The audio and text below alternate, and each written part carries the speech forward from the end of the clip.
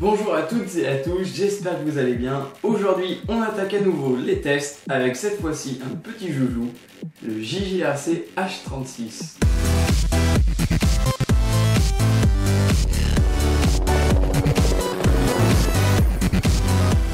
Pour ceux qui me suivent, j'ai offert le même drone donc sur ma chaîne YouTube il y a quelques temps.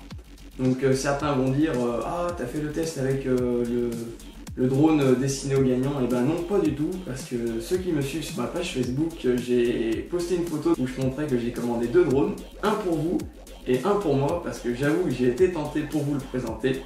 Donc c'est un drone qu'on peut retrouver aux alentours des 15-20 € et voire encore moins cher donc sur les sites chinois tels que Banggood ou Gearbest. Je vais vous présenter ce mini drone, pardon.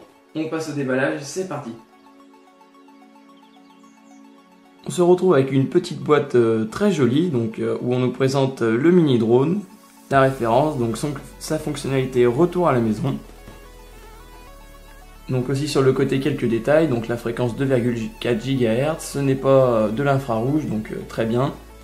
360, ça veut dire donc il peut réaliser des flips, il possède des LED, un gyroscope 6 axes, le mode headless, le mode retour à la maison et 2 vitesses. On a une autre illustration de ce petit drone. Donc comme vous avez pu le voir, il est disponible en deux couleurs, soit bleu, soit gris. Il est disponible dans d'autres couleurs telles que rouge ou vert, mais ce sont des marques tierces autres que JJRC. Donc attention parce que il existe des contrefaçons. Pas d'autres détails, on va ouvrir cette petite boîte.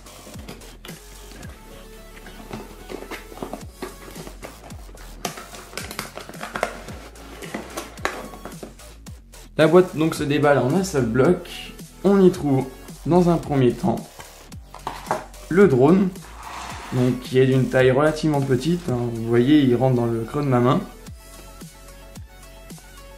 D'emblée, on dirait qu'il fait un petit peu fragile, mais pas du tout. Je peux vous le garantir, il est très résistant. Quand vous regardez donc les cages qui protègent les rotors, ça protège les hélices et en même temps ça évite que vous ayez un contact par exemple avec les doigts, etc. Quoi dire de plus, on a la batterie en dessous, une très petite batterie en 150 mAh, donc très pratique par rapport à d'autres mini drones. Cette fois-ci on peut échanger de batterie, donc vous pouvez voler plus longtemps, parce qu'en sachant que cette batterie offre une autonomie d'environ 5-6 minutes, c'est relativement court, donc chose très pratique avec ce drone. Il a un design très futuriste et très joli à mon goût. Très intéressant aussi avec la marque JJRC, c'est qu'on peut trouver toutes les pièces détachées, que ce soit le rotor, le moteur ou même la carte électronique. Donc là vous n'aurez pas de soucis pour trouver vos pièces détachées. On continue le déballage avec dans un second temps une télécommande relativement petite mais qui reste agréable en main. Donc on a les trims gauche-droite, avant-arrière pour la rotation, le bouton on-off en mode 2. On trouve aussi deux petits boutons ici, donc qui restent très pratiques pour qu'on ait ici le flip et de ce côté pour changer de vitesse. Donc ça évite d'avoir les clics sur les joysticks. Ensuite, un petit sachet donc avec 4 rotors de rechange et un petit chargeur USB. Donc comptez bien peut-être 40 minutes pour la charge. Et une notice. Par contre, je ne suis pas sûr que le français, qu'il y ait du français. Non, ça reste a priori de l'anglais et du chinois. Dommage. Je vais vous faire une petite démonstration au vol pour vous montrer ses qualités, parce que d'après ce que j'ai entendu, c'est une vraie bombe ce drone. Alors première étape qu'on doit mener pour voler avec ce drone, c'est de charger la batterie. Donc ça, je pense que vous en doutiez un petit peu. La batterie, elle se glisse comme ceci dans ce petit rangement. La télécommande ne nécessite que 2 piles LR6. Donc ça, c'est une bonne chose également. Mais comme la plupart des mini-drones, vous l'avez sûrement remarqué.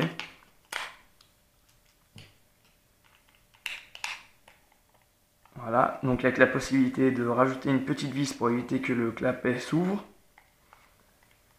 Alors, donc nous allons brancher le mini-drone. Donc vous prenez la cosse de la batterie que vous glissez dans la prise directement sur le drone. On voit une petite LED qui s'éclaire et même une LED à l'avant. Voilà une petite LED bleue à l'avant, une LED rouge à l'arrière.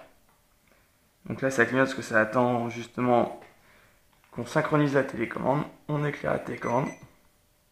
On fait un mouvement haut-bas comme d'habitude. Et là le clignotement s'arrête, donc ça veut dire que le drone est connecté à la manette. Donc alors la première chose aussi avant de voler, je vous recommande de faire une petite calibration. Donc pour ceci, vous mettez les deux joysticks dans le coin en bas à gauche. Le drone clignote et s'arrête. Ça veut dire que la calibration est effectuée. Donc ça, la calibration est à faire surtout quand vous avez un petit accrochage, etc. ou que vous sentez que le drone dérive. Donc on va commencer. On va voler en mode simple, là, en première vitesse, avant d'utiliser un peu les fonctions. Allez, c'est parti. Alors je peux vous dire que par rapport à mon petit Silverlit, il est d'une stabilité impressionnante.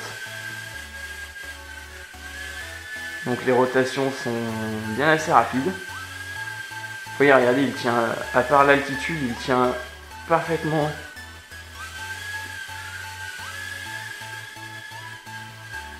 sa position. Regardez, je relâche, il s'arrête quasiment instantanément. Je relâche. Franchement, là pour l'instant, il est beaucoup plus facile qu'un Tcherson CX10 à piloter, ça je peux vous le garantir. Il fait surtout moins de bruit, ça c'est très appréciable. Vous voyez, donc là je suis en première vitesse. Les déplacements sont déjà bien assez rapides. Alors on va aller en vitesse 2. On entend les deux bips de la télécommande, donc j'ai appuyé sur ce bouton. Là on est en vitesse 2, on sent tout de suite qu'il est beaucoup plus sportif.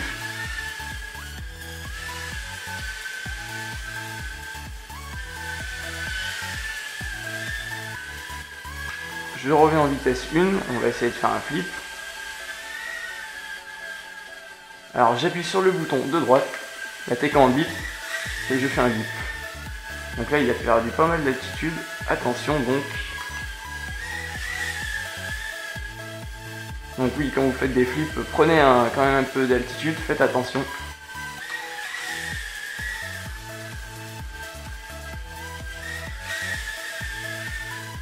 Il a un petit peu de mal à rattraper, c'est dommage. Donc alors pour tout ce qui est des fonctions headless et retour à la maison, donc retour à la maison, c'est pseudo retour à la maison, j'ai envie de dire, hein, parce que faites attention, il n'a pas de GPS, hein, c'est juste grâce à la boussole qu'il y a dans le drone. Donc ces fonctions se réalisent grâce au petit trim qu'il y a ici. Donc je vous avais dit une bêtise tout à l'heure. Sur la gauche, normalement, si j'appuie sur le trim de gauche, ah, il était en mode retour à la maison, voilà, et sur le trim de droite, on voit le drone clignoter. On est en mode headless cette fois-ci. On va essayer. Donc c'est-à-dire que le mode sans tête, ça fonctionne à perfection pour l'instant. Vous voyez, là j'utilise, il revient vers moi, alors qu'on est il est de côté. Il revient donc parfaitement, voilà, il conserve le sens. Je vais vous montrer, donc je vais partir tout droit en tournant. Vous voyez, il conserve à perfection.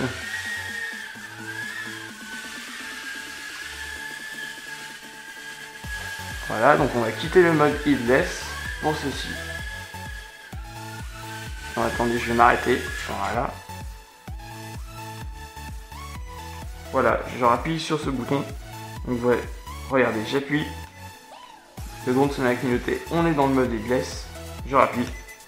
2 bips. Il sort du mode headless. On va essayer le mode retour à la maison. Donc retour à la maison, c'est-à-dire qu'il va venir dans ma direction. Tout simplement.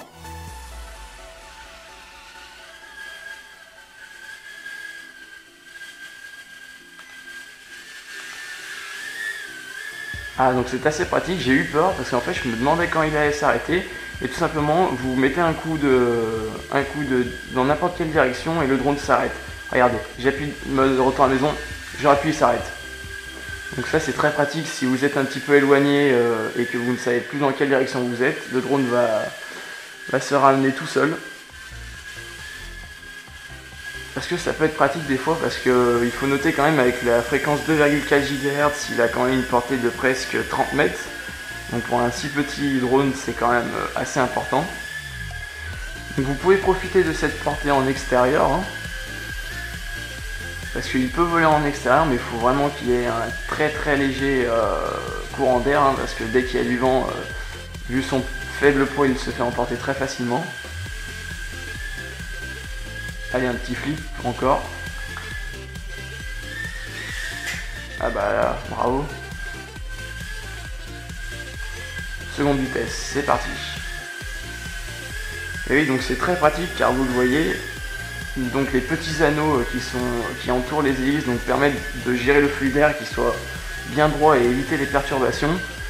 Donc ce qui permet au drone d'avoir une stabilité encore plus importante que les autres mini-drones de ce genre.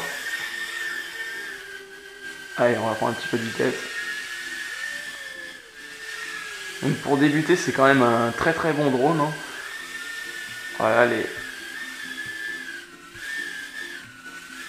je veux dire qu'il est très facile à prendre en main, je trouve, franchement.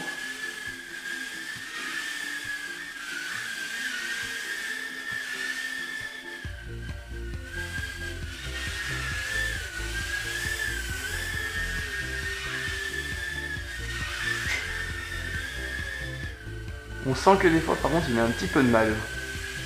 Quand on fait des mouvements très rapides. Je reviens en vitesse 1. Donc les boutons qui restent ici sont très pratiques, hein. Ça évite, comme le Tcherson, d'appuyer sur le joystick et donc de faire dériver le drone. La batterie se met à clignoter, le drone se met à clignoter, pardon, ça veut dire que le drone n'a plus, la batterie est faible. On va se poser, donc vous avez vu, c'est très court, hein. Et voilà, il va tranquillement se poser. Mais la batterie reste très courte, ça c'est dommage. Et après, comme je vous le disais précédemment, hein, l'avantage avec ce mini-drone, c'est que vous enlevez la batterie.